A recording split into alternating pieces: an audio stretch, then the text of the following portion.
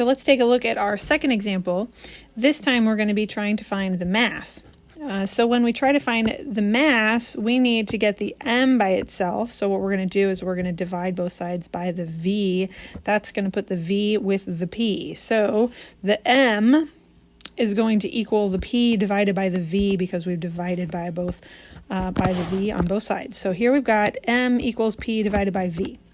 So in this example, the momentum of the grocery cart full of groceries is measured to be 540 kilogram meters per second. Now, it's kind of over here, which is a weird place for it, but the direction here is negative. Do you see that? I'm going to draw that over here, right here.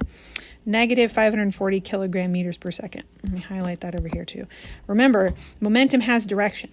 If its velocity is negative 3 meters per second, and remember we talked about how the direction of the velocity and the direction of the momentum are always the same. That's good. What is the mass? So we're going to use that equation there. M equals P over V. There it is. We write it down with nothing in it at all. That's a whole point right there. And we've got the numbers now to deal with. The P is for momentum. I know that's really weird, but remember that the P is for momentum, so the momentum is going to go on top.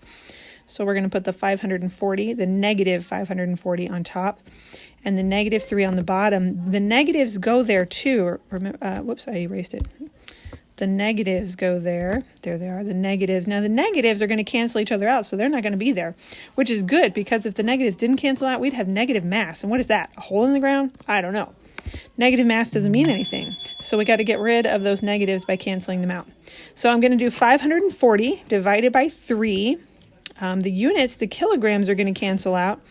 I'm sorry, not the kilograms. The meters per second are going to cancel out because they're also on top and bottom. So the negatives are going to go away, the meters per second is going to go away, and the kilograms are going to be left behind.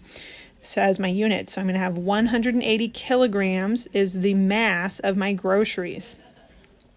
So that one is kind of easy to see, hopefully, what happens there with the units and with those negatives. You should not have a negative mass ever. If you end up with a negative mass, then you probably lost a negative somewhere.